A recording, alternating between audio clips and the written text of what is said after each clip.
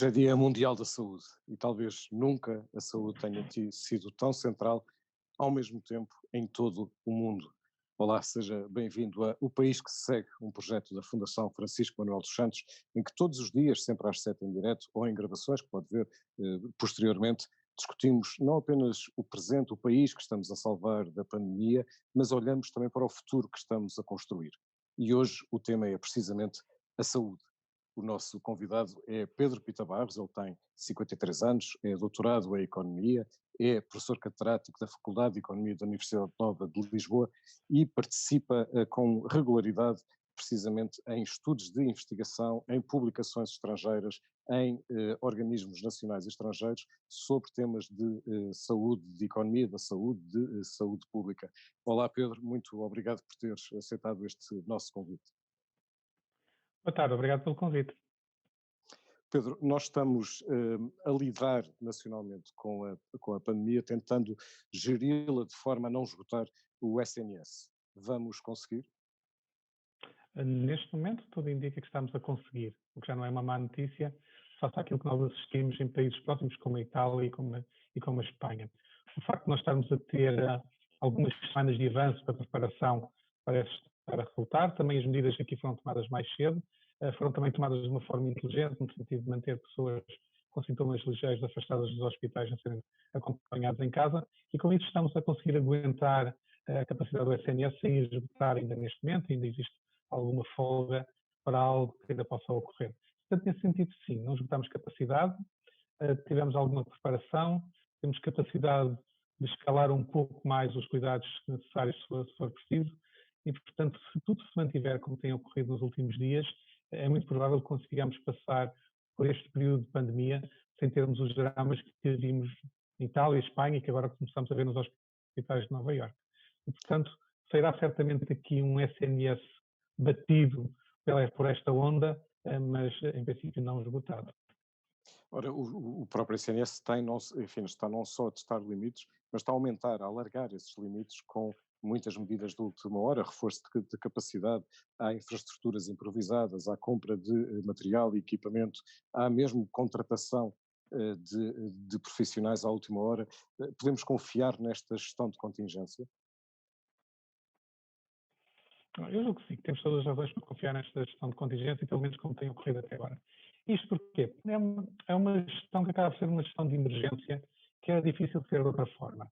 Nunca nenhum sistema de saúde está preparado para ter um influxo de necessidades deste género, ter uma pandemia a bater-lhe à porta e ter a capacidade toda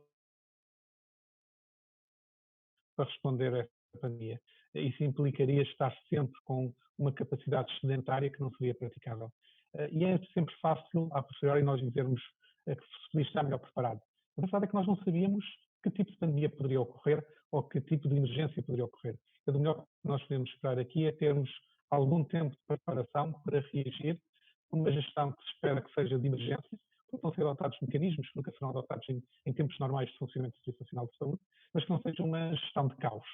E, portanto, sermos uma gestão de contingência, uma gestão de emergência, é muito diferente de ser uma gestão caótica. E até ao momento temos conseguido, mesmo que haja aqui e ali alguns soluços, manter uma gestão adequada, e nesse sentido acho que há todas as razões para ter a confiança.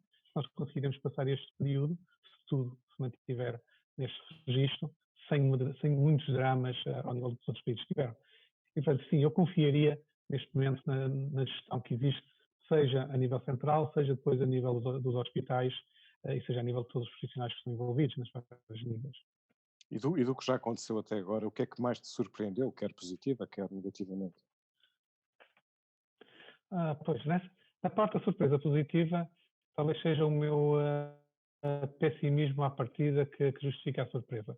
E a surpresa positiva foi ter-se conseguido, ou estar-se a conseguir, fazer com que o SNS aguente este embate, mesmo que não esteja a ser tão forte como poderia ter sido, e sobretudo estar-se a conseguir congregar todos os esforços da sociedade portuguesa na mesma direção, no mesmo sentido de um bem comum, de conseguir garantir a capacidade de funcionamento do SNS, inclusive a termos uma solidariedade alargada, digamos assim, com empresas a mudarem os seus linhas de produção para produtos que são necessários no SNS, de haver profissionais de saúde que estão a dar com todo o seu empenho neste processo.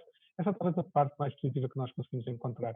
Nós conseguimos encontrar pessoas da investigação reorientadas para o aspecto da Covid, conseguimos encontrar pessoas da produção reorientadas para aí, encontramos solidariedade diversas entre organismos, encontramos entre pessoas, encontramos mecanismos locais de apoiar as populações mais fragilizadas e mais em risco, como os idosos.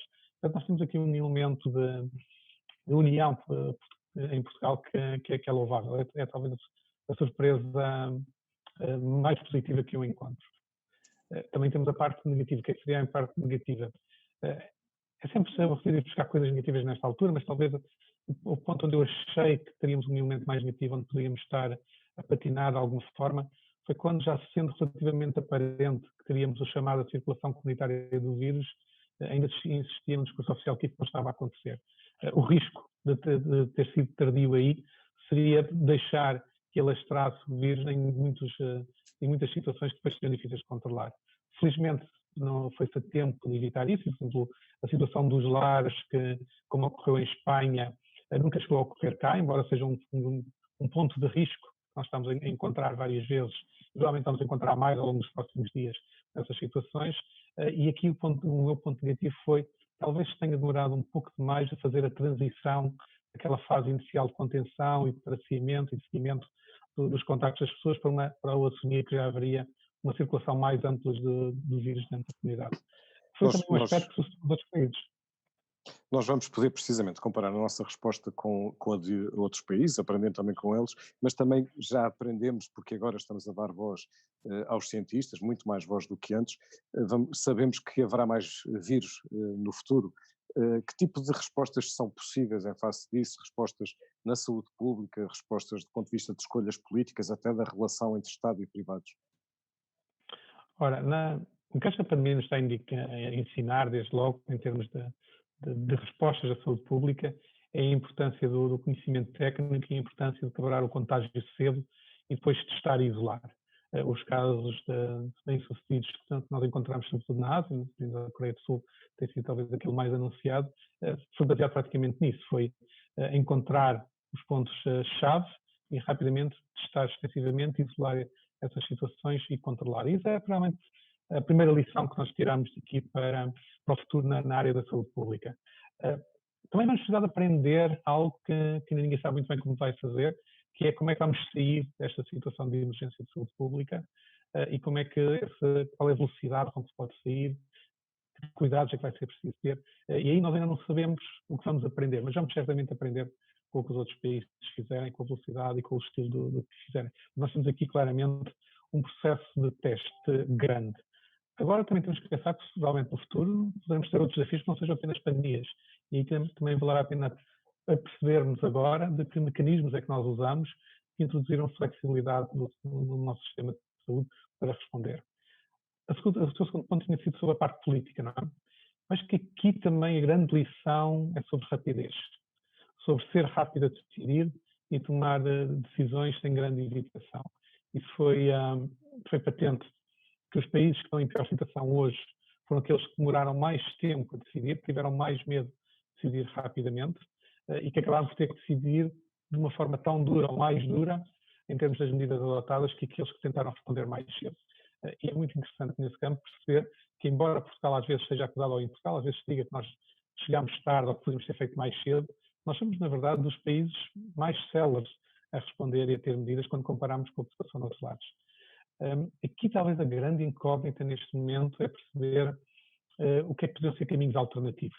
Como a maior parte dos países está a adotar o mesmo caminho que nós estamos a fazer, é difícil perceber o que é que seria um caminho alternativo.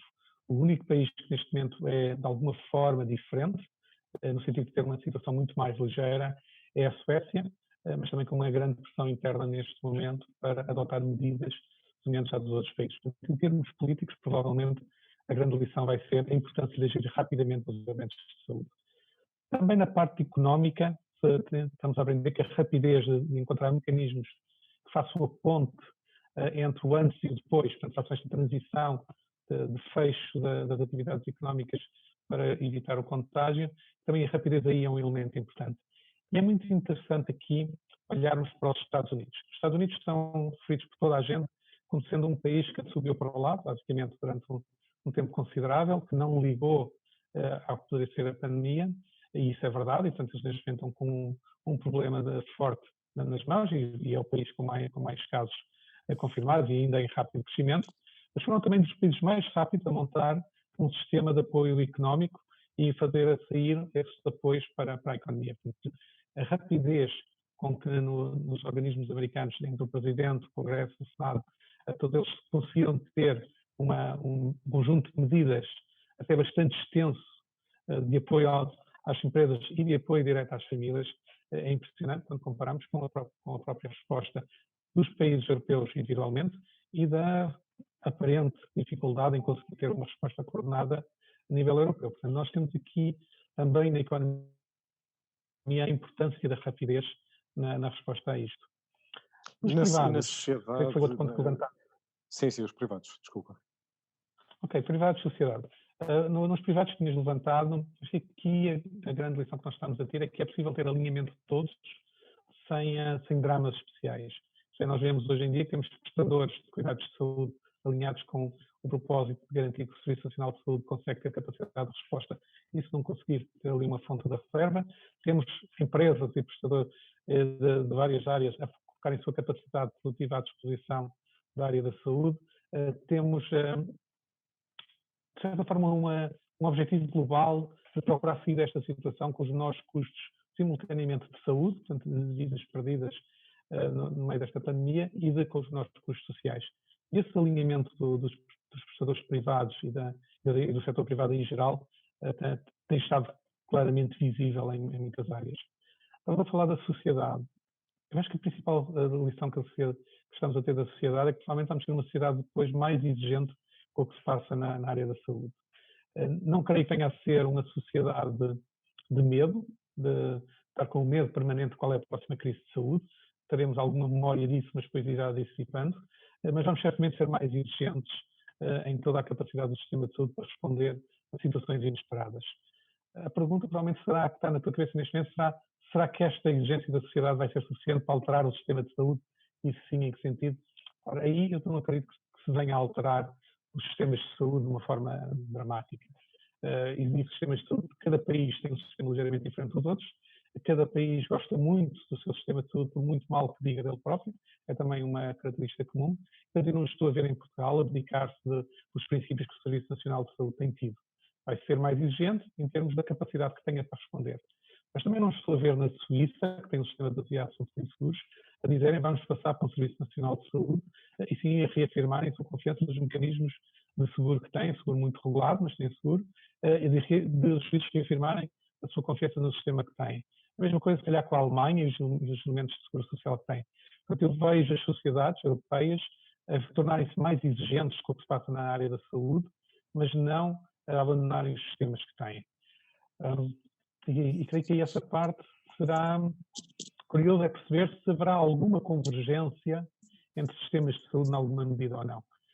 Também vemos que algumas das capacidades da resposta dependem em alguma medida também de qual sistema é descentralizado ou não.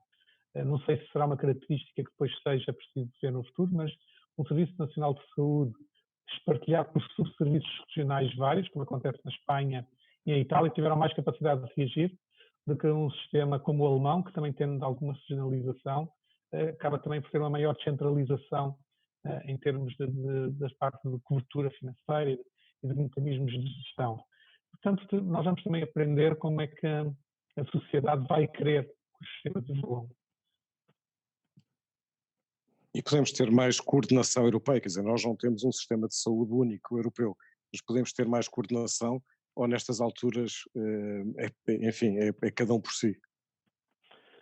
Eu não sei se coordenação seria a palavra que eu usaria. Bem, temos muitos sistemas diferentes dentro da União Europeia e não creio que vamos conseguir ter um único sistema europeu. Isso será difícil. Aliás, neste momento, existem mecanismos que tentam ter partilhas de experiências e ter partilhas de mecanismos de cooperação. Mas provavelmente o que nós vamos assistir, ou desejavelmente o que vamos assistir, será uma maior cooperação entre os sistemas de saúde. Nós, neste momento, já temos alguma dessa cooperação a acontecer. Já encontramos situações em que hospitais da Alemanha, ainda com alguma capacidade disponível, estão a tratar doentes que vêm de outros países com a Covid. Isso é um princípio de cooperação. É um princípio de cooperação que pode ser gerido facilmente no contexto da União Europeia, porque até existe uma diretiva de cuidados transfronteiriços que pode ser usada. Estamos a ter agora experiências para tentar ter aquisições conjuntas de equipamentos e de medicamentos para isso. Portanto, temos a experiência das redes europeias de investigação. E, portanto, nós temos aqui vários efeitos ou vários mecanismos que já estão em circulação dentro da União Europeia que sugerem que poderá ser possível uma maior cooperação. O grande travão a essa cooperação nesta altura é algum egoísmo que possa surgir, no sentido de, com a pressão da emergência, os Estados quererem travar e fazer a reserva própria de recursos que possam ser partilhados com outros, numa lógica de agora tu precisas, eu empresto, quando eu precisar, terei o teu apoio. Mais uma vez, também aqui podemos provavelmente aprender alguma coisa com os próprios Estados Unidos. Sabemos que nos Estados Unidos existe um governo federal e existem governos estaduais. O combate à Covid tem estado muito mais assente nos governos estaduais e, neste momento, já há governos de um estado a dizer que podem ceder alguns ventiladores à Califórnia com a expectativa de, se eles vierem a precisar, poderá acontecer ao contrário.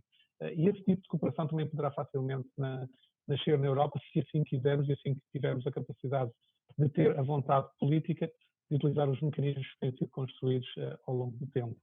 Mas sim, mais cooperação será cooperação. Há algumas coisas também temos observado e aprendido, suponho eu, mas gostava de perceber o que é que isso pode significar para o futuro. Por exemplo, no que diz respeito a ter reservas estratégicas, ou, noutro exemplo, o que diz respeito a quase às casas como extensões dos hospitais, a hospitalização domiciliar. Isto são aprendizagens que nós estamos a fazer também para o futuro? Sim, e aqui a principal aprendizagem, a meu ver, não é tanto a lógica de que vamos ter reservas estratégicas, porque parece-me que é relativamente impossível conseguir prever todas as emergências de saúde possíveis que venham a ocorrer no futuro e, portanto, conseguir construir estoques para responder a todas as emergências possíveis provavelmente será muito complicado.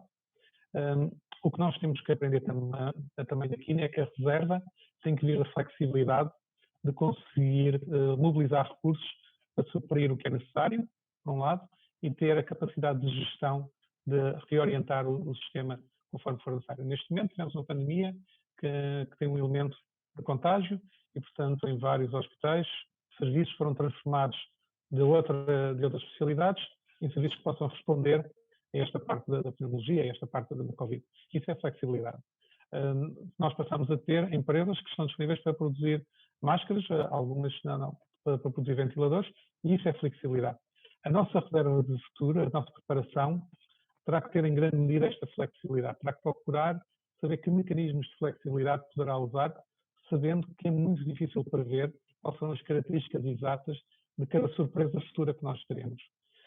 A parte da hospitalização domiciliária é provavelmente um ponto importante aqui, porque é o próprio elemento de flexibilidade e de aumento de capacidade, por assim dizer. A hospitalização domiciliária é basicamente que as pessoas, em vez de estarem internadas, são acompanhadas no seu domicílio em termos de cuidados de saúde e monitorização. Isso permite, primeiro, que seja mais agradável para a pessoa, mas também tira uma pressão enorme de dentro dos hospitais, permitindo que outras pessoas que tenham casos mais sérios e sejam tratadas. E a hospitalização domiciliária, como princípio, que já estava também em curso em Portugal já há algum tempo, tem um princípio muito interessante que é extremamente flexível. Dentro das contingências possíveis que possam ocorrer, poderá nesta vez ocorrer uma situação de Covid, com os cuidados específicos que tenha que ter por causa dos contágios, mas terá que, noutras situações, poderá responder a outras necessidades. O que é que ela vai precisar, inevitavelmente? Do desenvolvimento da lógica que está inerente ao acompanhamento à distância, da lógica de ser mobilizados recursos para a casa dos doentes quando for necessário, a lógica de ter também uma relação diferente entre quem possa estar a ajudar a cuidar das pessoas em casa e as equipas profissionais de saúde. E, portanto, a hospitalização domiciliária é, de certo modo, uma solução simples, mas ao mesmo tempo exigente em termos de novos mecanismos, mas que tem esse elemento de permitir uma grande flexibilidade das respostas futuras. Portanto, nesse sentido, sim, constituiria uma reserva para responder a necessidades que venham a ser surpresa. E no que diz respeito à tecnologia, nós hoje vemos em vários países asiáticos, por exemplo, que já há diagnóstico através de meios digitais, que há acompanhamento de pacientes utilizando também tecnologias. O que é que isso pode significar enquanto aprendizagem para o nosso caso? Acho que esta parte do digital e as experiências que estão a ser feitas agora na Ásia vão-nos trazer todo um outro mundo nesta forma de monitorização e acompanhamento à distância. Provavelmente de ideias que nós ainda não pensámos bem hoje, o que é que poderão ser, mas que certamente vão surgir. Assim, pensando rapidamente, conseguimos provavelmente pensar que o mais imediato será as apps, utilizando os telemóveis, conseguem fazer a monitorização de onde é que as pessoas andam, quem está infectado, quem não está, e eventuais pontos de contágio, que numa sociedade como a chinesa pode ser praticamente obrigatório ou pode ser forçado, que numa sociedade como a de Singapura é voluntário, e eu acredito que mais cedo ou mais tarde isso vai também chegar às sociedades europeias, provavelmente com regras que permitam alguma anonimização e sejam compatíveis com a preocupação, com a proteção de dados das pessoas e a privacidade. Mas essa será apenas a ponta do iceberg. É fácil pensar em muitas outras coisas que podem ser feitas e que já começam a ser ensaiadas em termos de tecnologia para poder estar disponível daqui a algum tempo, se quisermos. Por exemplo, nada impede que no futuro nós possamos fazer, com a picagem de um dedo e uma gota de sangue num equipamento que esteja em casa, uma análise básica desse sangue que seja transmitida à distância para monitorização remota. Poderá acontecer que passem a existir roupas ou dispositivos que, na sua uso ou vista, façam uma monitorização detalhada de parâmetros vitais relacionados com a condição clínica que é preciso monitorizar. No limite, poderá mesmo até haver, em casa de uma pessoa, uma pequena impressora 3D, que tendo os compostos básicos associados, se possa imprimir um medicamento que o médico acha que naquele momento deve ser prestado ao doente na dose que deve ser adequada. E, portanto, nós podemos ter inovações e novidades nesta parte de levar mais os cuidados de saúde para dentro da vida normal das pessoas, no sentido de estar na sua casa ou estar muito próximo da sua casa, do que estamos, se calhar, a imaginar hoje. E essa capacidade de inovação nós temos que aproveitar e, portanto, será parte a ver com o digital e com a comunicação, mas outra parte terá também a ver com mecanismos novos de produção de medicamentos, de produção de análises, de toda essa parte. E creio que aí, provavelmente a 10 anos, vamos olhar para trás daqui a 10 anos e pensar o passo que se deu, o quanto se conseguiu avançar nesse campo. Portanto, sim, eu espero que haja depois disto. O sistema, o nosso sistema é aberto à mudança. Os nossos profissionais de saúde são abertos a uma mudança tão radical como essa que antecipa. Aquelas respostas de amigo, sim e não. Acho que, em geral, os profissionais de saúde estão abertos à mudança e ao tecnológico e a incorporar no que fazem essas novas tecnologias, essas novidades, desde que isso não lhes toque na organização. E este é o ponto crucial.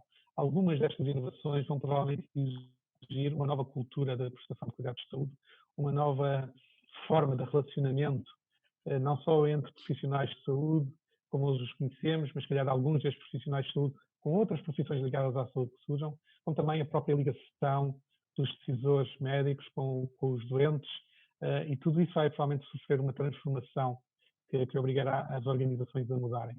Quando falamos em hospitalização domiciliária, tem que haver claramente uma forte dose de confiança entre o médico que esteja a acompanhar o doente e alguém que viva com o doente, um cuidador que esteja lá também. Tem que haver entre os três uma grande cumplicidade, uma grande dose de confiança, até porque o doente provavelmente terá que tomar algumas decisões sobre a forma como se sente, sobre o que é que comunica, sobre o que não faz, participar também na própria decisão da terapêutica que é administrada. Portanto, haverá aqui transformações da cultura organizacional que provavelmente vão ser tão importantes como as da parte tecnológica. E é essa parte da cultura organizacional que eu não tenho a certeza que o nosso sistema de saúde esteja tão preparado para conseguir mudar. E quando falo sistema de saúde, estou aqui simultaneamente a pensar no Serviço Nacional de Saúde, claro, que algumas das sejam também parte da forma de funcionar da cultura dos profissionais de saúde. E, portanto, se eu resumir a resposta à tua pergunta é as tecnologias, sim, acho que nós temos disponibilidade para isso, na adoção de novos modos de funcionamento e novas formas de organização, não, temos muito mais barreiras a vencer. E no que diz respeito mesmo ao número de profissionais, ou seja, uma organização também envolve recursos humanos, esta crise pandémica enfim, tudo o que estamos a aprender com ela, significa que nós vamos precisar de muito mais profissionais de saúde ou não, o que precisamos é de mecanismos de contingência perante casos excepcionais? Bom, duas partes dessa resposta. A primeira delas é saber se nós, antes desta pandemia, já estávamos a necessitar de mais profissionais de saúde ou não, nomeadamente os médicos e enfermeiros, do que se fala sempre. E essa é uma discussão que podemos ter também longamente, se já teríamos falta ou não. A questão é saber se a pandemia nos ensina que devíamos ter ainda mais do que isso. Aí eu duvido, porque, mais uma vez, nós supostamente não iremos ter uma pandemia todos os anos. Serão situações excepcionais. Portanto, o que nós vamos precisar de ter é mecanismos que chamem, o que tu há bocado denominavas de reserva estratégica. Que aqui não será tanto uma reserva de médicos ou enfermeiros à espera de serem chamados, mas sim uma espécie de cascata de reserva, no sentido em que algumas tarefas que hoje são desempenhadas por enfermeiros ou por médicos possam ser desempenhadas por outros profissionais, ou mesmo, eventualmente, chamar aí sim uma verdadeira reserva, ou pedir, solicitar com a verdadeira reserva e antes, como surgiu com a Ordem dos Médicos, a solicitar a pessoas que estivessem já aposentadas que voltassem durante esta fase de trabalho, mas pensar sobretudo que podemos ter pessoas que devidamente treinadas com tempo e que nesse sentido são uma reserva, possam fazer algumas tarefas básicas, permitindo que alguns profissionais de saúde que as fazem nos tempos normais possam depois se dedicar a outras tarefas numa espécie de cascata sucessiva para deixar que as situações mais sérias sejam tratadas por quem tem a maior diferenciação para aceitar. Aqui um exemplo dessa cascata, que surgiu de uma forma não organizada, mas que surgiu, é o que encontramos neste momento no Serviço Nacional de Saúde Inglês, em que houve um apelo que houvesse voluntários que fossem ajudar o Serviço Nacional de Saúde e que de repente apareceram várias centenas de milhares de pessoas disponíveis para constituírem essa reserva para ajudar o Serviço Nacional de Saúde Inglês a passar por esta pandemia. Agora o que nós podemos fazer é ter essa reserva mais organizada, ter as pessoas com um mínimo de conhecimento básico para que possam fazer algumas funções de acompanhamento. E isso sim, se calhar é uma das lições que nós vamos ter é a construção de uma reserva cívica que esteja disponível para ter algum tipo de intervenção, além de eventualmente termos mecanismos que sejam depois capazes de prever como é que alguma desta cascata de cuidados poderá ser organizada com tempo e prevista, em vez de se ter que decidir em cada pandemia ou em cada situação de surpresa e de urgência, sim, o que é que faz neste momento. Pedro, afinal, na saúde, que país segue? Na saúde, país segue. É o exercício de futurologia. Ok, eu acho que aqui talvez a palavra que nós vamos ter no imediato, ao final desta pandemia, vai ser cansaço. Vamos ter um Serviço Nacional de Saúde cansado, esperemos que feliz pelos bons resultados que tenha conseguido, mas certamente cansado deste processo. O que significa que vamos ter que dar atenção ao Serviço Nacional de Saúde, quer em termos de equipamentos e de como é que os vai renovar e como é que vai organizar, mas também, sobretudo, em termos dos profissionais de saúde que vão precisar de alguma atenção. Nós sabíamos que já tínhamos situações de tensão antes desta pandemia, a seguir vamos precisar de dar atenção. Portanto, foneticamente não é muito diferente, em termos práticos vai ter que ser muito diferente. E vamos ter que recuperar o funcionamento em tempos normais que evite algumas das tensões que havia e que também se dê a confiança de que, passado este período, há de facto a capacidade de renovar o Serviço Nacional de Saúde. Não é só investir em equipamentos, mas é mesmo, provavelmente, renovar algumas das formas de funcionamento, até com a aprendizagem que vamos estar a fazer depois deste processo. E, portanto, esperemos que seja um cansaço que não dure muito tempo. Pedro, além do país, cada um de nós está também a confrontar-se com coisas novas e a aprender também coisas novas. Suponho que é também o teu caso. O que é que estás a aprender, ou de outra forma, que Pedro Pita Barros é que se segue? Uma boa questão. O Pedro Pita Barros que se segue, não sei. Provavelmente são as pessoas à minha volta que notarão as diferenças ou as não diferenças que possam ocorrer. pessoalmente tenho pouca capacidade de perceber o que é que está a mudar. Agora, claramente estou a aprender muita coisa neste processo. Parte pessoal, certamente, de relacionamentos, de amizades, de solidariedade entre pessoas. Isso julgo que será comum a muita gente. Em termos profissionais, acho que aqui a grande aprendizagem está em nós percebermos a fragilidade das nossas relações económicas e a sua relação com as questões da saúde e que me deixa, de certa forma, ainda mais surpreso, não com a situação atual, sim, é surpresa para toda a gente, mas surpreso com a capacidade que as sociedades humanas tiveram para construir uma teia tão complicada de relações que aparentemente nós não damos por elas e que só quando existe uma emergência deste género que as corta, nós percebemos o quanto dependemos uns dos outros e o quanto é que está presente nessas relações. Às vezes já deve pensar como é que seria passar todo este período se nós não tivéssemos nos últimos 30 anos desenvolvido a internet e as comunicações por fibra óptica, por Wi-Fi, etc. O que é que seria a capacidade de gerir uma pandemia deste género se não houvesse todos estes instrumentos que nós temos hoje e que criam uma teia enorme de relacionamentos. Não é? Muito bem. Pedro, muito obrigado pela tua presença nesta nossa conversa. Obrigado por este tempo. E obrigado a si que nos esteve a ver. Peço-lhe desculpa por alguma instabilidade tecnológica na ligação. São contingências de trabalhar como estamos à distância pela internet. Amanhã voltamos a estar aqui de novo às 7 horas em direto ou depois em conversas gravadas para discutirmos o país e para discutirmos sempre e como sempre o país que se segue.